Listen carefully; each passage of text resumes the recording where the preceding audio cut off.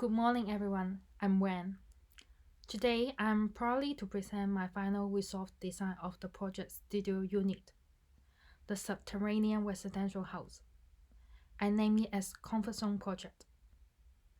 The project initially evoked by a simple need from our humankind, a comfortable thermal condition. All our happiness and wealth built after these basic requirements has been satisfied. However, sadly speaking, we overwhelm the Mother Nature to create a comfortable environment for ourselves. That is why we heavily rely on air conditioners and heaters. This made me feel so bad, not only because I have to pay the bill, but also there's a lot of energy consumption and carbon emission involved. I have been studying sustainability in this discipline over 5 years. This underground house is an ultimate version of passive house design. The reason this subterranean living project started in true work because I could like to revitalize the plant in 1970. That is to create a significant resort and residential area to meet Perth's rapid development. Unfortunately, the plan wasn't a success in 1970 due to some historical dramas. Although my proposal is just a small potato when compared to that plan, I hope this can be a good inspiration to develop a harmony between humankind and the nature. The underground architecture principle is to offer us a comfortable living condition in terms of thermal, acoustic, and visual comforts. It eliminates extremes of weather and temperature, provide protection from natural disasters such as storm, bushfire in Australia. It saves precious rainwater, allowing it to percolate and feed the earth instead of running off. It permits houses to build closer together than they are in most modern suburbs, with less feeling of crowding and less impact on the ground. And of course, the biggest benefit of underground housing is the extraordinary energy saving. According to the research, the underground temperature in Perth is around 18 degrees and have little seasonal effect. Being surrounded by the soil, the house can enjoy the free cooling, heat and heating through the building to soil phenomenon.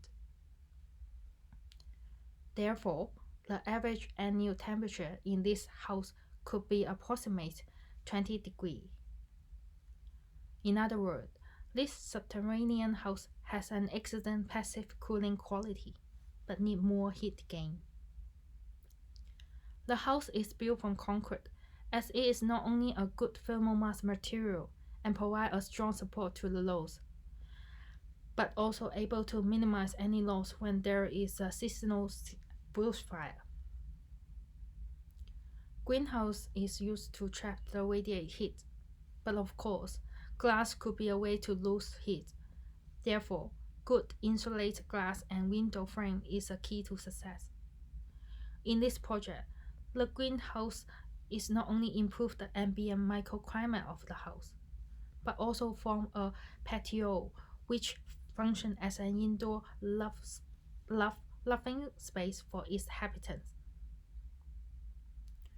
Good design should be balance the function of glass, because it allows inhabitants to connect with the outdoor environment, meanwhile allowing light, sun, ventilation, and radiate heat for our comfort needs. The green roof helps to produce greenery and wildlife habitat rather than urban asphalt and bright. This is the way to keep the local significant nature context into work. The weight of soil covering is considerable in this underground house design. A few feet of earth is usually costly to a house, and more structural support is needed. Therefore, it is preferable to increase the R value of the roof by adding a good proportion of insulation and soil. ventilation design in this project, such as the wind catcher and the orientation design, is used to bring fresh air in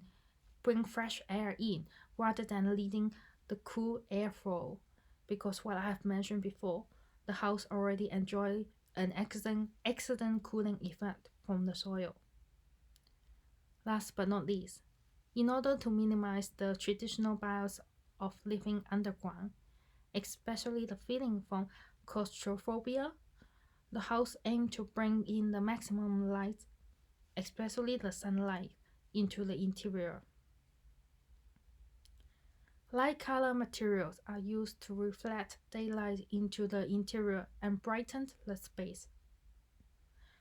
Elegant and vanguard material are used rather than too much rustic style, in order to balance the ambience of living in underground. Most of the rooms are avoided with narrow, dark, unventilated small space design, unless it is used for a private room or a night activity room, such as bedrooms and the meditation room. To conclude, the purpose of this project is building beauty into our home should not have to compromise our environmental impact. Although this project is quite challenging, especially in Western Australia, but I believe this house could create a win-win strategy for humankind and the nature. That's the end of my presentation. Thank you for listening.